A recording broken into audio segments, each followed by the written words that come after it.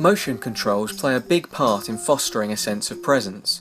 Being able to wave your hands in front of your face goes a long way to making you feel like your whole body inhabits the virtual space, as opposed to just being a disembodied set of eyes.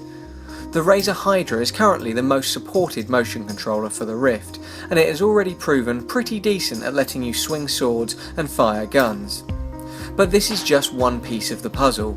A key test of input solutions is how they handle finesse movements. The leap motion is just the first in what looks like a wave of solutions capable of tracking individual fingers on your hand. Whether due to a lack of developers or just issues with the hardware, there simply haven't been that many DK2 demos by which to compare the two tracking methods until recently.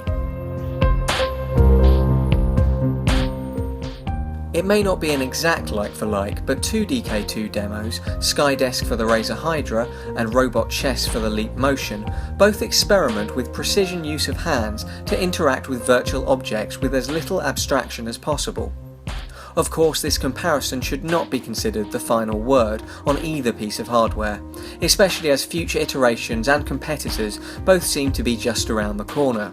However, it remains an interesting comparison because finger-based tracking could be considered an entirely alternate evolutionary branch to gamepad-based solutions.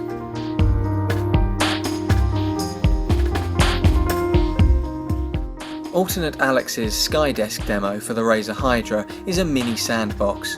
You are seated at a desk and are able to use your bulbous hands to manipulate a variety of objects. A control panel allows you to spawn things like blocks, toy cars, spaceships and guns, which you can pick up with the press of a button and rotate with your wrist to inspect. The precision you get from the Hydra does allow you to do things like stack blocks, for example, by pressing a button to drop the object. Combined with positional tracking allowing you to lean around your creation, you can begin to develop great ambitions for your construction, until it collapses under the force of Skydesk's primitive physics.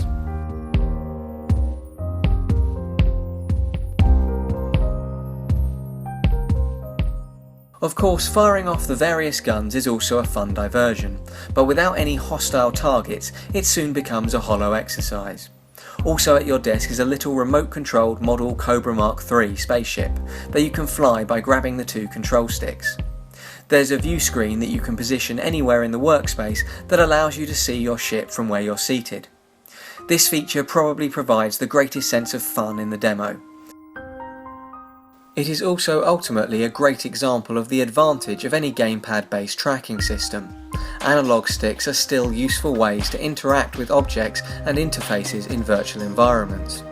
Even putting aside the problem of locomotion, it's hard to imagine a finger tracking solution capable of the reliable fine input that you can get from an analog stick. Nathan Beattie's Robot Chess is very much as advertised. You play chess against a robotic opponent who reaches down and moves the pieces in front of you with its hands, just as you do using a Leap Motion controller. With either right or left hand you can pick up a piece by pinching your thumb and index finger over it, and then release to drop it over the destination square. This pinch action provides enough resistance to make the motion feel reasonably natural, and I also expect it is more reliable than clutching thin air where the virtual piece should be. The trouble is that this is still just not reliable enough to be tolerable in a game like chess. It's too easy to drop a piece in the wrong place. If you're lucky, this will trigger a horrible invalid move sound and move the piece back to its original square. If you're unlucky, it will land in a valid square, potentially costing you the game. I can't help but think that this is not a software problem, but with the Leap Motion controls as spotty as they are, it's pretty unforgivable that Robot Chess doesn't let you take back moves.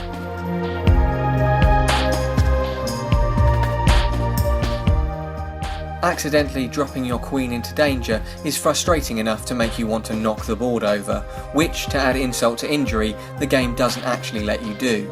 Although of course if you could knock the pieces over, it would be an absolute nightmare. There are a few other bugs, like allowing you to move into check, or sometimes simply refusing to let you move a piece to a valid square. But these issues are completely eclipsed by the fundamental input problems. The fact that you can't reliably grip pieces means you can't even begin to do things like take the time to inspect them and to appreciate the virtual physicality of the objects, and this acts as a big blow to feeling any sense of presence. You're always battling with the input. Perhaps this could be fixed with a more abstract metaphor for gripping something, but that sort of defeats the purpose of a natural interface to the point where you might as well use a controller-based solution. I've spent some time with the Razer Hydra now, and while it certainly does have its share of drawbacks, like its cables and issues with drift, it also has the benefits of buttons and sticks. Whilst this does create a layer of abstraction that could be considered a barrier to total presence, it doesn't completely shatter a sense of presence in the same way that tracking errors do. While I'm glad that I tried it, I'm unlikely to pick up robot chess again. It's a great demonstration of the challenges of performing even simple tasks with the Leap. It should be noted that neither the Leap Motion nor the Razer Hydra were originally made for the Rift, but both do seem to be progenitors of different species of VR motion tracking. The technology seems to be developing fast, but at this early stage, gamepad-based motion tracking does seem to be the more reliable method of determining the player's intent to grip or release an object, and it also has the benefits of some haptic feedback and analog sticks where needed. Perhaps in the long run, the optimal solution will be some sort of hybrid of the two. Please do let us know if there are any Razer Hydra or Leap Motion demos you'd like us to try, and don't forget to subscribe.